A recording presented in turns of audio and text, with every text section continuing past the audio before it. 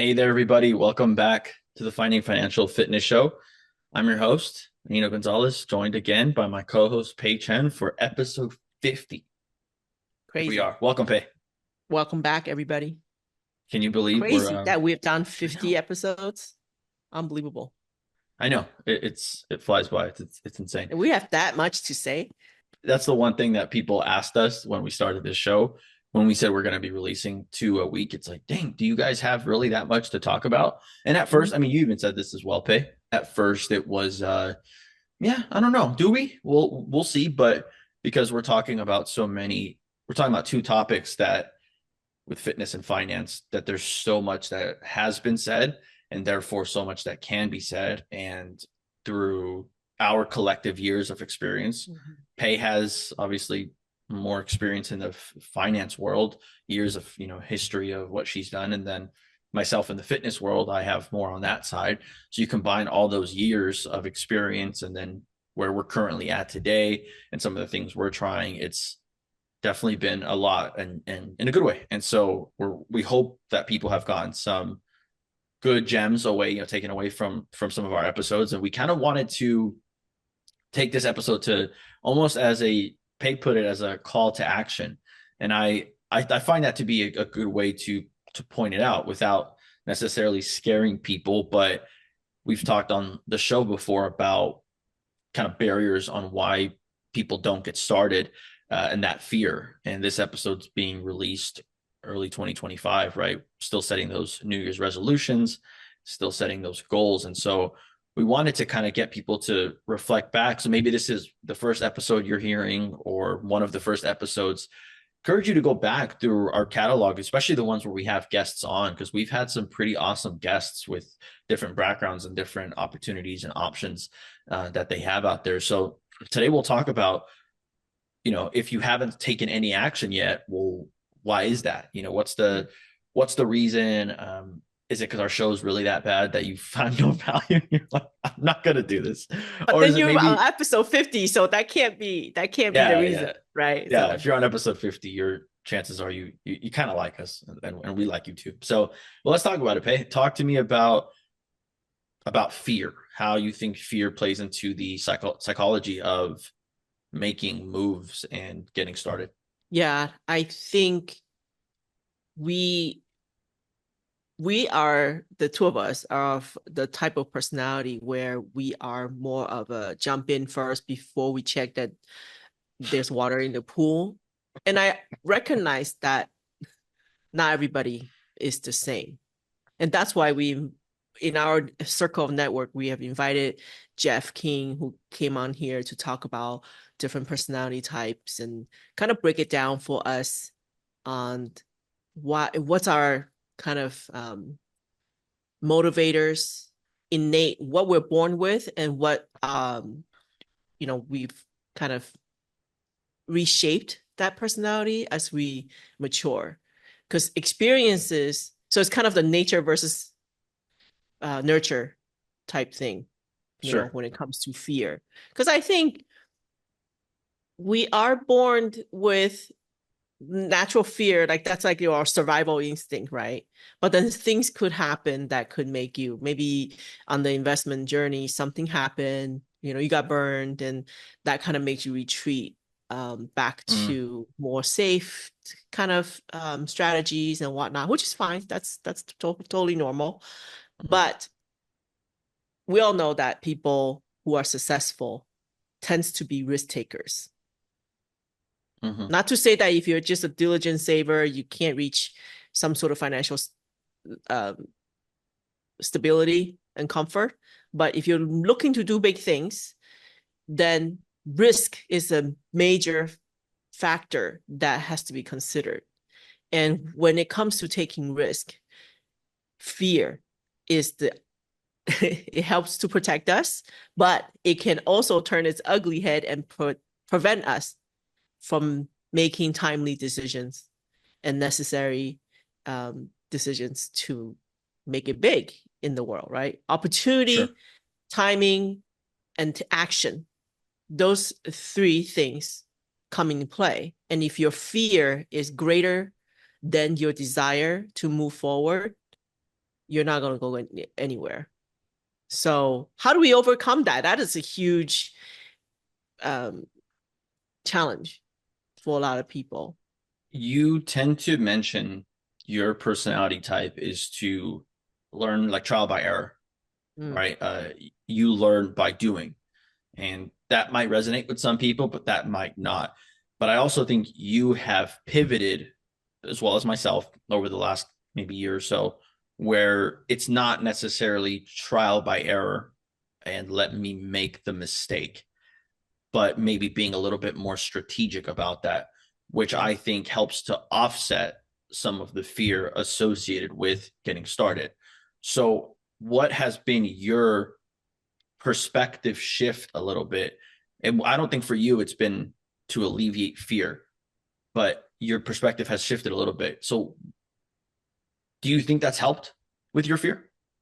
I think I've been just learning to be more prudent, not Okay. fearful, but more prudent as in assessing my own self. Even if it's like taking a risk on a course or something. I used to just be like, oh, it's only, 49.95. It's not that big of a deal. And I'll just buy the course and then that kind of personality. And then nowadays I'm much more like, okay, truthful, be honest with myself. And Right. am I going to have the time to do this? Am I going to, even if I do have the time, do I really want to make the commitment to follow through with it? Right. We talk about the income stacking, right? Mhm. And at first glance, it's like, oh yeah, I can become financially free in a fairly short period of time and all that. But there are steps that you have to take. Mhm. So if that's something that you cannot commit to, if that 5 minutes a month of checking your account to make sure that you receive the income from the passive investments that you did invest in and applying them to your line of credit to make the pay down. And that's like really as much work as it really is on that mechanic part. Sure. Do you have that commitment to do it? Do you have the commitment to look into the investment options available to make sure it fits your criteria? All those things, I think most people jump will start something like this and they will give up on it because it's not something that um it's like it sounds easy to do, but it's not. It's simple, but it's not easy. And And that I tends to be most of the stuff that we get involved in, right? At first, it sounds like, oh yeah, we could just do this, and then um it doesn't turn out to be that way. And you have to have that level of commitment to see it through. So nowadays, when I'm thinking about embarking on a new venture or whatnot, I'm more aware of my own limitations and of what I'm willing to do. What am I willing to sacrifice to accomplish that? I think that was being a very big lesson for the last year. and I think by asking yourself that question early on, what am I willing to sacrifice? You are then able to almost put yourself in a position where you're like, hey, when times go tough, I already understood and thought this through that I was Mm. going to start dealing with this. And I think again, I know I'm harping on a drum here, but it's the same thing about fitness, right? Why do people not stick to their fitness journeys? It's because the level of, let me see if I can explain this correctly, but the level of when you start something, your motivation level is here, but your result level is here, right? So there's a gap, right? So your motivation level is high and there's no results because you just started. And as you start going along in your fitness or your finance journey, your motivation tends to come down, right, on a slope, and your results tend to go up because you're staying consistent. We're assuming you're staying consistent this whole time. And there's an inflection point that if you're not careful on a graph, you're going to start seeing the gap shrink. And there'll be a point where your motivation level comes down, but your results are meeting your motivation level. And it's at that point that people tend to give up, because although the results objectively might be there, be it, yeah, you maybe lost a couple of pounds, or maybe you're starting to build momentum, you're getting more cash flow in, objectively, you can't ignore that because you're getting on the scales telling you it's a couple of pounds, your bank account showing you've added a couple $100 a month. But your motivation isn't what you set it out to be, because you expected, oh, I wanted to lose 25 pounds. I've only lost 2 or 3. I wanted to make an extra 10,000 a month. I've only made $200. So your motivation drops. But then what's crazy, if you look at the trajectory after they meet, is then the results just take off, because the consistency, the routine allows the effects, the time effect, to really have a big impact on the weight you're going to lose or in the money you're going to make. But if at that point you give up on the consistency, well, then everything starts over again, right? Yeah. Then you have to go And I back to think square one. and then I think when something like that happens to us, we're not even aware. And that's where the fear starts to accumulate and build up. That's my suspicion, is that something like this happened either in your relationship, area, or fitness area, or financial area, right? Either of the three. And you built up, you're like, oh gosh, that didn't work out so well. And then we kind of tuck that into the back of our minds. And then the next time when something new comes up, that feeling resurfaces. Then it's harder to do the next thing when your negative self starts to tell you that, look at you, last time you had the same, you were excited about that too, and look how that went. And you're not you're assessing a new situation using old habits or using the old mindset.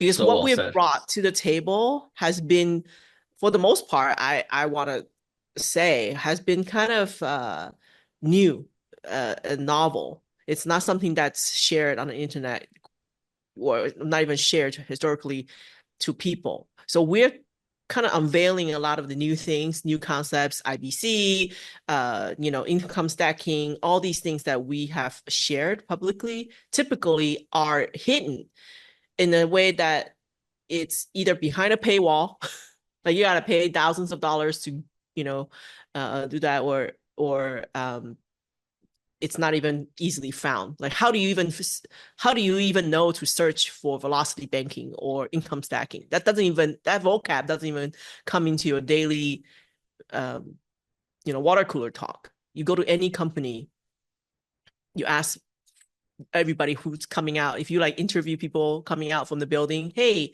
what do you know about velocity banking? What do you think of it? I would bet like $1,000 that 99% of the people will be like, never heard of it. I don't know what that is. So you don't even know to look for it. Hmm. Right. So that's what I'm just thinking, like, where you whatever we're introducing, and the lack of action on some people, not everybody, but some people, it's just they don't even know how to evaluate this new information because the old mindset is still there.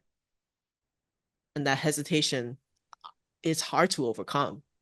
I agree, but I also think that there's two types of people. I think you're talking probably about, I'm thinking, because the type of people that are listening and that are involved in this type of show, we've talked about that DNA aspect of it. And ideally, they've gotten started. And if they've gotten started, the problem, in my opinion, then totally changes. I think the problem that you're talking about is the 0 to 1 problem. It's the getting started part, which I think applies to the majority of people. I think majority of people listening to this, though, this isn't the only podcast they're listening to. They've read multiple books. They've read multiple audiobooks, they've read multiple, there's just learned different things already. And maybe this has helped another tool in their toolkit. Maybe out of all the 50 podcasts that they've listened to of ours, they've taken one or two, the all-in-one and 10x travel, and they've pulled that into their tool belt. And now they're using that to improve their life. Well, what you're saying applies to 0 to 1, but then there's the 1 to 10, which is now you've been blessed. I still consider it a blessing, but it can be seen as a curse because now you see things through this new lens. Mm. And now with this new lens, you forget about where you were when we started episode 1, or when we were on episode 5, or before we talked about velocity banking. And now everything is compared to in the lens of what could be based on this current trajectory. And that's scary because then the whole problem then changes, because then it's never enough. And then you have fear of losing it, or fear of not accomplishing, because now you have no excuse. Now you know the tools, or you know some of the tools. So then if you're the type of person, which I think a lot of our listeners are, where you take this information, you then hold yourself personally accountable and personally responsible. And therefore that could actually make things more challenging and more miserable, because now you're holding yourself to a higher standard. And maybe I'm completely off the mark, and I'm literally just venting about my own self here, which I fully much am. I'm well aware of that. But I have met people that have gone down this route, and it's almost like, man, all this knowledge has been a blessing, but now how do I fear not being good enough to live up to the expectations that the sky's the limit. Well, don't you also think that part of the fear is also how do I think there's most of the people who are already past the zero, right? The zero stage, that have implemented some of the stuff, if not all of the stuff that we've kind of presented, right? And there's always a little nagging voice like, how do you know that you're doing it right? And how do you know that how do you know for sure that you are on the right path? Right. Right. And I think, Especially if you're alone on the well, path. that makes it more challenging. I think because you're only measuring your success based off of you, Mm. right? Success, because you're playing this game, and you're the one who's created the game, who's created the rules. So if you're not succeeding, I'm not saying to do this, but if you're not succeeding, you can either change the way you work or change the rules of the game. So there's a time, in my opinion, a time and a place to do both. When you're getting started and you're not seeing the results that like I said, you maybe made $200 extra a month, and in your mind, that's not good enough. Well, the answer to that isn't to change the rules of the game, because you're progressing, just maybe not at the rate you want to. You need to change your perspective and change your input.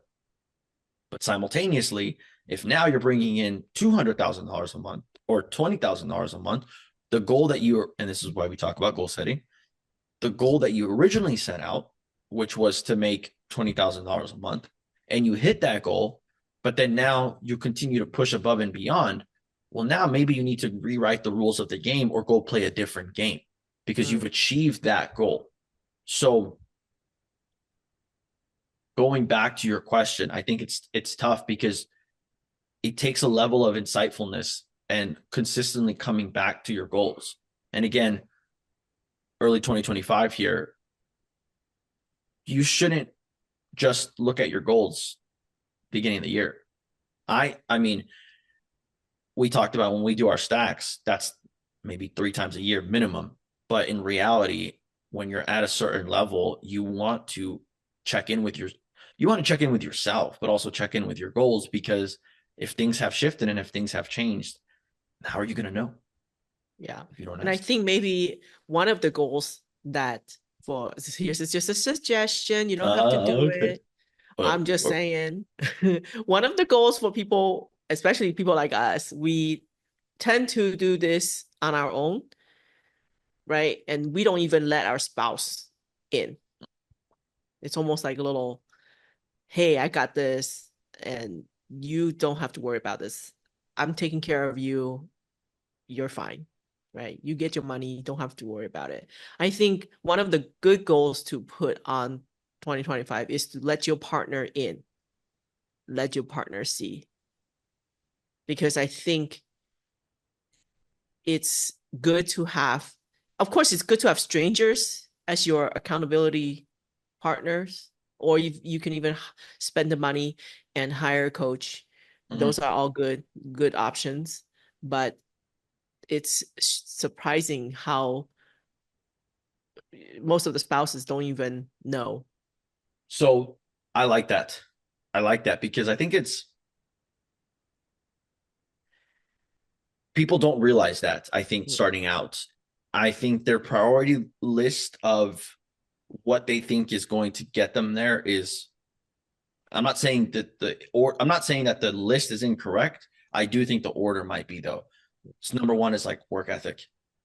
That's number one to get there. Discipline, consistency, focus, motivation, partner.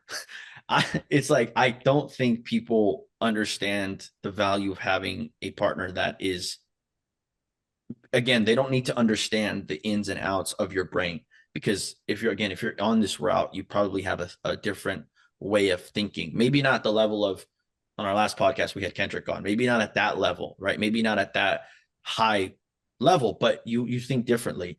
But having a support system, because typically that partner is going to be your support system simultaneously being your why.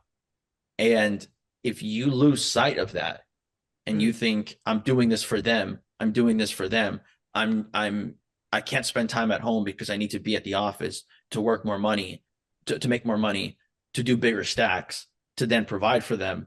Well, you're now sacrificing the number one thing that you said is the most important to you. And because to me, I personally don't think that there's any way to separate talking about finances without having a healthy relationship. And if you do, I think that's kind of if you're talking about finances in the same way you're talking about your finances with your bookkeeper or your accountant, I would challenge you on reframing that because talking in the context of, okay, here's the investment that we're going to do, or here's what I'm thinking, how I want to invest it. Here's the stack size I want to get to and why. Well, now you're starting to talk about your goals as an individual, but also your goals as a couple. And that to me strengthens your relationship because then they start to see, wow, this person is genuinely doing this for me. And then from there, you get something that to me you can't put a price tag on and it's invaluable. And that's support. Being able, I can't tell you the amount of times that, and this probably happens daily, where I'm done for the day. I'm just like, man, that was a lot. I was doing a lot. And I come and, I'm at home or when I was working, I come home and I just want to talk to the wife. And I just want to be like, hey, she's like, how's like, there's a difference between asking, how's your day? And asking it to a teenager and they're like, fine. And like genuinely asking, how's your day? And being like, I was dealing with this. I'm very hesitant to like make this investment. I don't know what to do. I don't know, I'm stressing about this. And then you get their input. And from their outsider's perspective, they know you so well. And they're like, hey, have you thought about it like this? Or even sometimes I notice just talking to her allows me to get it out of my system. And then she says something so simple that to me, I'm like, why didn't I think of it? Because I'm so wrapped up in my own head. It's like, or even just as simple as like, hey, it sounds like you're going through a lot. As it sounds so easy and it sounds so simple, but that's the mark of having a great partner. Yeah. And it's funny how sometimes we will just talk and the solution naturally comes out. Because you're so smart, Pei. That's why. It just needed to be verbalized. I think something happens in our brain Yeah, I when agree. we are faced with complex issues or problem and we can't get out of it. unless we verbalize it. Because when we're verbalizing it, it's like a neurological rewiring of your senses, right? So you have to, whatever is mumbo jumbo in your brain needs to process in a coherent and logical manner in order to be output verbalized. By outputting and verbalizing it, it helps you find a solution or overcome that whatever was emotionally holding you back, or that thought now becomes, once it's verbalized, it sounds so like, oh wait, why was I scared of that? Mm. So that's why I'm saying that, with all the stuff that we have kind of lay out on the table for free to the world, my goal or my hope is that someone will take some of that information and start processing it internally first. Of course, that's how it always goes. But then start to, um, when you're taking action, or when you start to talk about how you want to take action on these things, that's when magical things start to happen. You can think about all these different strategies and tools and whatnot forever. But once you start talking about it, laying it out, putting it, writing it out, drawing it on a whiteboard, whatever it takes. But I think the exercise, or even the physical uh, exercise of putting it down and communicating it, it helps to it helps people overcome the inaction, or whatever. You can call it fear, or you could call it procrastination, whatever it is. I think there's ways to overcome it, even just like from a purely physical. Like it's not always psychological. Sometimes it's just purely like, hey, if I just take this action, writing it out on a piece of notepad and whatnot, or drawing it out, it helps you process and get some um flow or energy out. Otherwise, it's all stuck in there. So I completely completely agree with you. And going back to kind of the topic of just fear in general, because it's what we're focusing on. Mhm. I would say, because there's going to be people who are listening who are thinking, well, that's great, but I don't have anybody.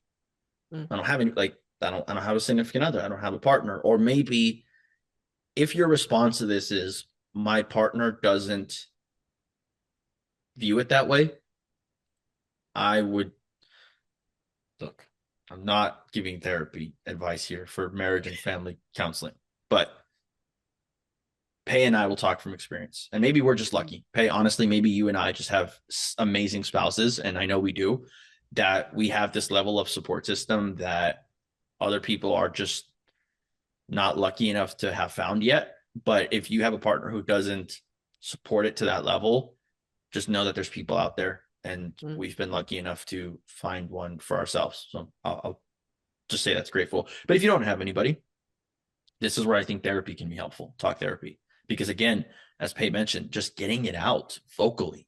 And your therapist might look at you like, what the hell are you talking about? like, what do you mean? Like, you're doing stacks and IBC? Like, but the thing is, that's actually probably a good thing, because they have no knowledge to it.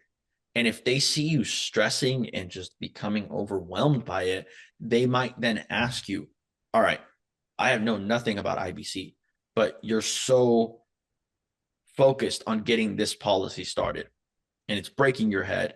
Why? And it's a simple question. The question of why is so simple, but people don't ask that question of themselves. And so Mhm. having a therapist, a neutral therapist there to reflect that upon you, I think is beneficial. Now, to me, I like to take it a step further. I have an amazing and wonderful partner that supports me. I have Pei, who's my best friend, my best business partner, my mentor that I can go to get feedback. And I have therapy that I can go. So I have basically three eyes. And I'm talking about just the finance world here. I have three eyes in all this that are all going to be giving their perspectives. And oftentimes, when I'm making a big decision or when I'm contemplating a big decision, most of the time, those three sources tend to be all on the same page. But if they're not, then I ask myself why. And I don't rank order who I think is more important, because I think everybody's value is important in my decision making. But 90% of the time, maybe a little bit more than that, all those three tend to be in alignment. But you see how it's beneficial to have more. If I had a best friend, another best friend that I could turn to, well, that just adds another someone that you truly value and truly trust. Adding that voice into it just makes it so much more important. And Pei, we did an episode on building your team, right? And that's where we talked about just the different characteristics of what we want in people. But I think this should be on, if you feel like you have a fear of getting started, you need to identify why that fear is. And the best way to do it is having a support system that knows you and is willing to get to know you, to help support you in making your decisions. Yeah. And also your support team, you were talking about someone who's neutral, who kind of don't have anything to benefit from your final decision. I think those Right. are the best people to put on your team, Mm, right? If okay. if if I'm going to seek advice and they're not going to give it to me because of their ulterior motives, I would discount what they say with take it. I'll still take their advice, but I'll take it with a grain of salt. Sure, sure, sure. um, but the best source are the people who really like, whether you do this or that doesn't make a difference for them. I agree. It's hard to find those people, but they're out there. I agree. And I would And say for the most part, those are gems. When you find them, hold on to them. Yeah. yeah, yeah, it's that saying of teaching a person to fish, right? Or bringing a horse to water. You can't make them drink, right? Yeah. And I think that we are hopefully trying to bring people to the water. And I think, Pei, you go above and beyond. You're like, look, this is how you drink the water. Like, watch me do it. This is how you drink it. But at the end of the day, you can't make the person do it. And having that support system is very valuable, very, very valuable. And if you have that support system, I think that answers your question of fear. Like, to most people, I think that will get you to understand why. To me, the most important thing is understanding the why, because once you understand it, then you can game plan. Then at that point, truly, you have no excuse as to why, you're not taking action, because you have everything already laid out for you. It's just more now, it's about crafting your path. Okay, I know why I'm fearful, and every reason is justified, in my opinion, for why you're fearful. You have a background, you have history. Okay, I got burned in the past. This, and this happened. My spouse tells me that because of that, I'm hesitant to make decisions. All right. Well, what can I do today to help reduce and alleviate that fear? Maybe the answer is to do more due diligence on the investment. Maybe you don't understand the investment fully, and that's why you're not ready to pull the trigger. Maybe the answer is to just get started. Maybe it's okay, I don't know the right diet for me, but I'm gonna play around with the low carb diet for 2 weeks. All right, that didn't work for me, and go back. That's where action is so key at that Mm-hmm. point. And we hope that with the guests that we have on, you're learning from the product that they're offering, whatever it is, the tool that they're bringing on, and you're willing to at least set up a call to take action. Because I don't know if I've shared this before, but what got me into all of this was I was reading a bunch of books, I was listening to a bunch of podcasts, and I personally observed myself with analysis paralysis. And I was just fearful of, okay, there's so many steps to take. How do I know what's the right one? And it wasn't, and I would hear about, I would listen on a podcast and I would hear about an investment, and I would set up a call and get all their information. Oh, that sounds good. Then I would do it with the next investment. Okay, that sounds good. Then the next financial strategy. Mm-hmm. All right, that sounds good. Then I had this like notebook of ideas, and I realized, okay, well, I only have X amount of money to get started. I can't do it everywhere. But I realized, okay, well, let me just pick one. let me pick one avenue to get started. And I remember the first avenue that I picked was like, let me get started with turnkey real estate. Mm. And I realized, all right, maybe this is going to be the way to go. Got the ball rolling. But then I realized that was pretty easy.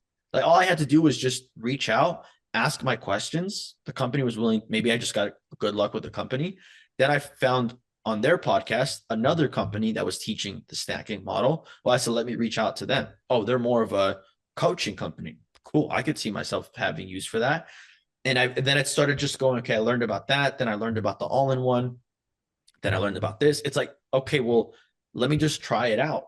What's the worst that can happen? And now we're on, I think you and I both are on the other side of where, okay, maybe we're not as actively trying to seek out new opportunities, new options. But now it's, look, I have this Rolodex. And for those Gen X people who don't, or Gen Z who don't know what a Your Rolodex is. contact list. Sorry, yeah, your phone contact list. I have a Rolodex of options now. So now for me, I had to shift from the personality of let me go find more. But then now I'm realizing, hold on, I had the answers. I'm going back and I'm realizing I had the answers in my Rolodex this whole time. What am I doing? Let me master these options first. I have so many. Let me master these first, go back to being consistent. And if and when I personally think the more I go along this journey, I don't think I need many more options. I'm not saying that I won't, and I still want to grow, but everything's there for me. Yeah. Right.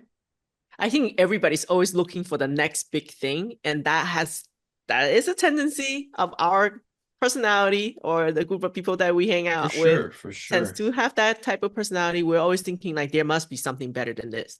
There must be something, way bigger than this. So again, you always talk about the why and whatnot.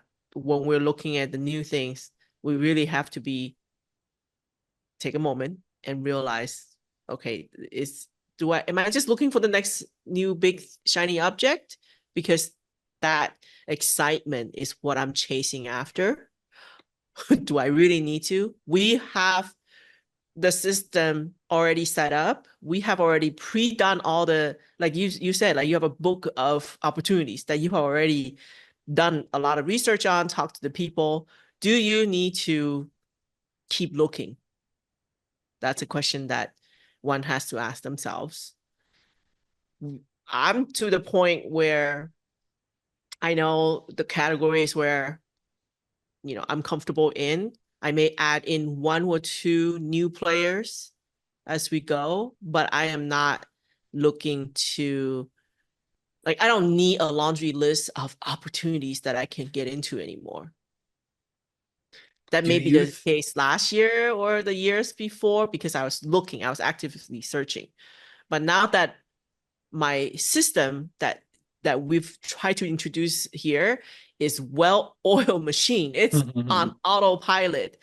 I am not inclined to take too much time away from what I enjoy doing to chase after the new excitement anymore.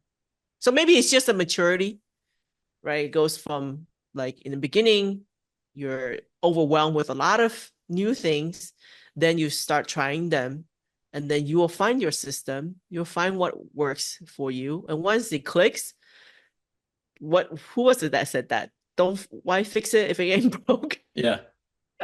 Do you think that diversification, not of investments, but diversification of thought is actually not as beneficial as people think it is? I think in the beginning, when you're still in the exploration stage, it's good to take in different thoughts and processes. But once you get over the fear of starting and you actually start, I would say consistency and sticking to your plan is more important than trying to pivot too much right in the middle, because it's always just a start, stop, and you will waste a lot of time. And we have talked about also the smart man learns from his own Mm. mistakes, and the wise man learns from other people's mistakes. I like to be the wise person where I'm going to take in the people who are doing better than me, who are ahead of me, learn from their mistakes so I can compact the amount of time that it takes me to get to the same place that they're at. And I don't need to chase after them, right? Maybe where they're at right now, I'm happy to just get there and just maintain and coast. I don't necessarily need to chase after the next person's high, right? So again, once you have your system set up and you set your goals and you're happy, if that's truly where you're going to be happy, then stay there. It's fine. Nobody's going to, again, you're comparing against yourself. You don't have to keep up with the Joneses. Nobody's going to judge you.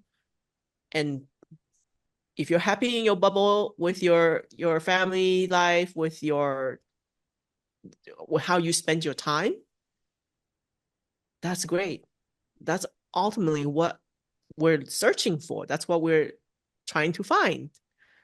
So yeah, I I think I want to tell people, mm-hmm, if it's one thing to take away, it's this. When you're starting out, learning different things, because when you start out, if you just jump on the first thing you find, the first investment strategy, yes, you could be missing out on a lot. So mm-hmm, in the beginning, you need to focus on exploring your options. And when I say this, I mean, okay, you read Rich Dad Poor Dad. You learn about real estate. You then go down the rabbit hole of learning about the subdivisions of real estate.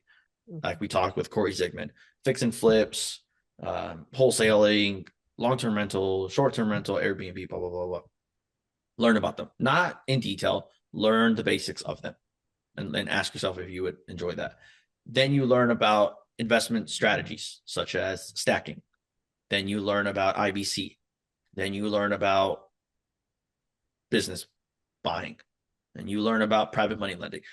Okay. Once you have between 5 and 10 already kind of laid out, pick one that you're going to focus on. All right. Then from there, go into it, do it. Now, once you're there, that's going to be your road for the foreseeable future. Now, you define the timeline. Stick to the plan. Give it if you're going to put $10,000 into that investment. Let's say you want to do long-term rentals, you learned about passive income stacking, but you don't feel like it's the right time for you to do that, or you don't think it's the right fit, and you just want to do real estate. Okay. Put your $10,000 there. Let's say you bought I really don't know what rental property you're buying with $10,000, but just humor me for a second. So you bought a rental and it's paying you $100 a month. Then it's turned, but then you realize, oh crap, my tenant got evicted. Oh crap, this happened. Oh, look, I'm getting a year's worth of monthly payments. It's consistent. Okay. At the end of that year, maybe you've saved up an additional $5,000. Okay. Then you can ask yourself now, do I want to go back into this same strategy, knowing what I've learned, or do I want to try something different? So diversification in the beginning, consistency in one route from there on out. And then as you evaluate every month, every year, every whatever barometer you set for yourself, come back and reevaluate. But if you never get out of the diversification stage, you're never truly starting in one world. If you can't simultaneously go down the route of becoming a professional bodybuilder while simultaneously wanting to become a professional basketball player, while simultaneously wanting to live to 110. Because they're all counterbalancing focuses. You're going to have to focus. Your body cannot sustain those three. If you want to be great, focus on being great at one thing. Stop with all right, I'm going to learn about this. Now I want to learn about artificial intelligence in real estate investing. Like, bro, you haven't even invested in real estate. Why are you trying to keep up with the new trend? right. So if you don't take anything away, just please understand that diversity in the beginning, consistency in one route, and that's something that's been my biggest takeaway that I've learned over these last couple of years. Yeah. And I personally didn't realize this until much later, right? So I started IBC 11, almost 12 years ago. And thank God it was kind of an easy set it and forget it kind of thing. So thank God I stay consistent on that path before I allow all those side interests to come in and distract me. And Ah, after these last couple years of letting the noise come in and distract me, then I'm coming back and realize how good I had it before. So yep, it's just different perspective coming from where I am, right? Because obviously people are starting from different points, but just sure. kind of from someone who's been there, done that a little bit to kind of say like, you'll come back to what really works for you. And that is the center that I'm hoping people will find. Like there's going to be one thing, one strategy that's going to call you back.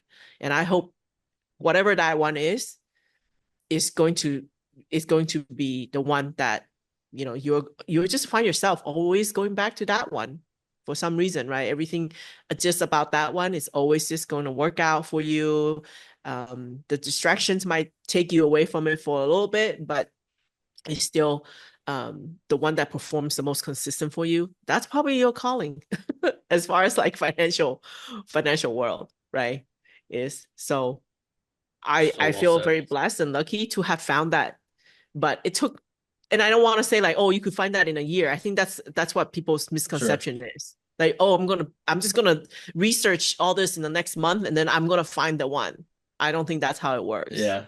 You gotta Un- uh, try it out, you gotta figure it out, and you gotta get a feel for it. Unfortunately, I agree with you that it's not. I wish it was that easy. And Mm-hmm. sometimes, like me, you get lucky and you really find those things early on. And so again, I talk about my trajectory was like found the because I learned from other people's, mistakes. I had that wisdom. I got started on the right foot and I just went. But then I did it too aggressively and went into I didn't understand the component of consistency. I was like, let me spread everything out. Let me put my hand in all of these different buckets. And eventually that burned me. I lost money as a result of that because I was trying to put my hands in all these different areas. That can become a problem. So, but now I'm going after all of that. Now I'm coming back into where I was a couple of years ago. Okay, now I know. But I couldn't have become here if I hadn't gone there. So just like I was able to learn from the mistakes and the pros and cons of others, I hope you can learn from ours as well. That stay consistent, stay consistent, Yeah. because trust me, in the end, whatever the end is for you, you'll thank yourself for it. Yeah. Take action, stay consistent, and measure your results, right? You're not just gonna not check in. You gotta check in, measure your results, make small adjustments and improve. Don't just like throw away the original plan. Yep. And what did they say? What is it saying? Don't throw the baby out with the bathwater, Yeah, right? interesting saying, but yes. Yeah. Never understood it until maybe now. No, Like you I don't know. want to just like cancel everything and let me Yeah. just start fresh because like I said, like that stop and start, that tends to kind of start building the fear and hesitancy, and you start building a negative um experience for yourself. Yeah. So just trust us. Our system works. It's good. Jesus, Pei, we spent 45 minutes being humble, and now you had to end with this. Good grief, Pei. My goodness. What did they Uh, say? I'll show you the receipts.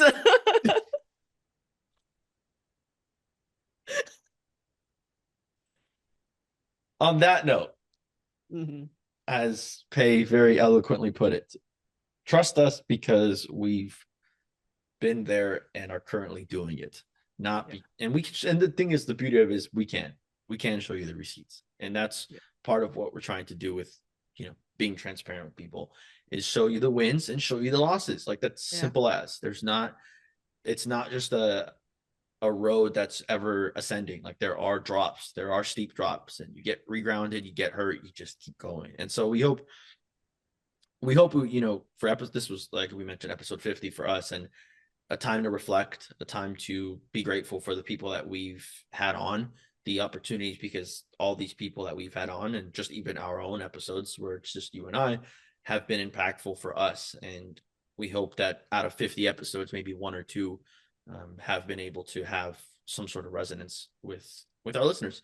And from that, we hope people were able to take action. And it's very rewarding when people reach out to me and say, "Hey, I listened to this episode and I set up a call with Adam, or I set up this." I'm like, based on what we said, I'm like, that's Mhm. it's pretty cool. Like, that's pretty Yeah. rewarding. So we're And always happy to. shocking is we don't get any personal benefit from this. We don't even Yeah, have a sponsor yet. Maybe by this time we will have a sponsored by so and so type thing. I don't know. yeah. What will make us sound desperate? This is a hobby. It's a very expensive Yes, it's a hobby. very expensive hobby, but it's fun, and we'll go as long as. And again, just with that, I mean, it is a hobby, and it's something that we wanted to do, and we don't know if this will go on forever or there's an end point soon. Like, it is what it is. We're trying to just make the most out of what we have now, Yeah. and if we enjoy it, we enjoy it. So Yeah. Most importantly, we're still doing it because it's still fun.